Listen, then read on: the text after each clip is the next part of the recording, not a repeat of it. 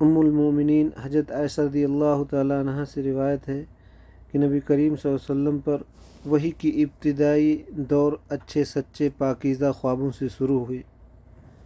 آپ صلی اللہ علیہ وسلم خوابوں میں جو کچھ دیکھتے وہ صبح کی روشنی کی طرح صحیح اور سچا ثابت ہوتا۔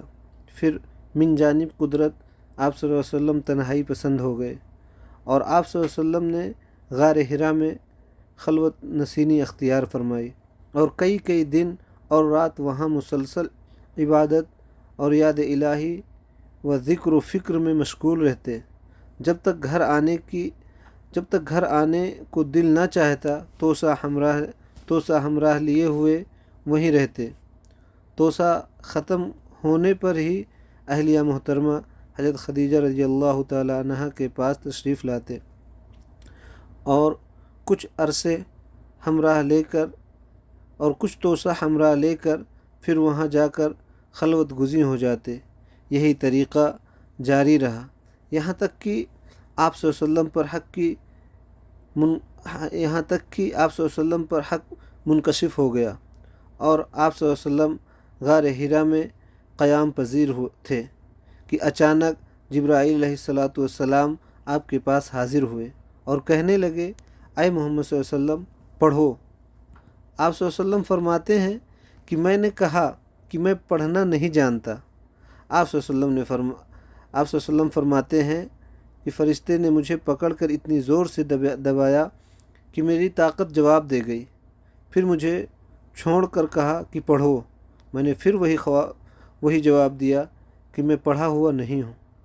اس فرشتے نے مجھ کو نہایت ہی زور سے دبایا کہ مجھ کو سخت تکلیف محسوس ہوئی۔ پھر اس نے کہا پڑھ۔ میں نے کہا کہ میں پڑھا ہوا نہیں ہوں۔ فرشتے نے تیسری بار مجھ کو پکڑا اور تیسری مرتبہ پھر مجھ کو دبایا، پھر مجھے چھوڑ دیا اور کہنے لگا کہ پڑھو اپنے رب کے نام کی مدد سے جس نے پیدا کیا اور انسان کو خون کے لوتھڑے سے بنایا۔ پڑھو اور آپ کا رب بہت ہی مہربانیاں کرنے والا ہے۔ پس یہی آیتیں آپ صلی اللہ علیہ وسلم جبریل علیہ السلام سے سن کر اس حال میں غار حرا سے واپس ہوئے کہ آپ صلی اللہ علیہ وسلم کا دل اس انوکھے واقعے سے کانپ رہا تھا۔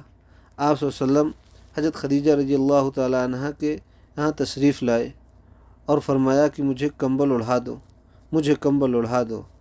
لوگوں نے آپ کو کمبل اڑھا دیا۔ جب آپ صلی اللہ علیہ وسلم کا ڈر جاتا رہا تو آپ صلی اللہ علیہ وسلم نے اپنی زوجہ محترمہ خدیجہ رضی اللہ تعالی عنہ کو تفصیل کے ساتھ یہ واقعہ سنایا اور فرمانے لگے کہ مجھ کو اب اپنی جان کا خوف ہو گیا ہے۔ آپ صلی اللہ علیہ وسلم کی اہلیہ محترمہ حضرت خدیجہ رضی اللہ تعالی عنہا نے آپ صلی اللہ علیہ وسلم کی ڈھارس بندھائی اور کہا کہ آپ کا خیال صحیح نہیں ہے۔ اللہ کی قسم آپ کو اللہ کبھی رسوا نہیں کرے گا۔ آپ تو اخلاق فاضلہ کے مالک ہیں۔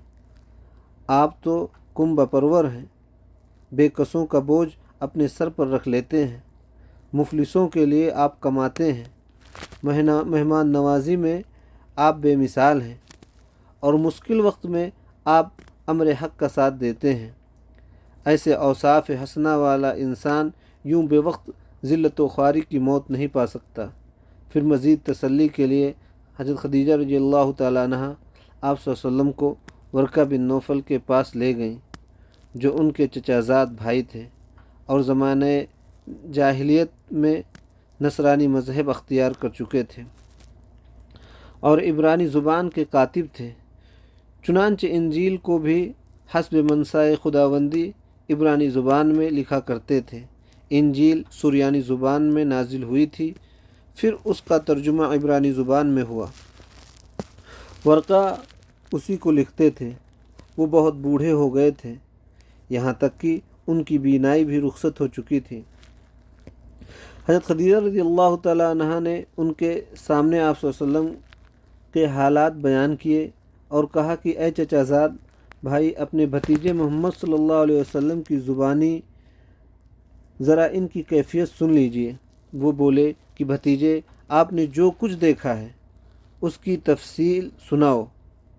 چنانچہ آپ صلی اللہ علیہ وسلم نے از اول تا آخر پورا واقعہ سنایا، جسے سن کر ورقہ بے اختیار ہو کر بول اٹھے کہ یہ تو وہی ناموس یعنی معزز رازداں فرشتہ ہے جسے اللہ نے موسیٰ علیہ السلام پر وہی دے کر بھیجا تھا۔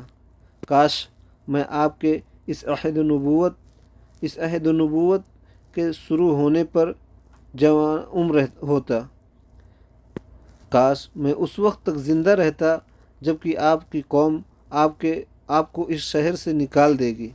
رسول اللہ صلی اللہ علیہ وسلم نے یہ سن کر تعجب سے پوچھا کہ کیا وہ لوگ مجھ کو نکال دیں گے، حالانکہ میں تو ان میں صادق و امین و مقبول ہوں۔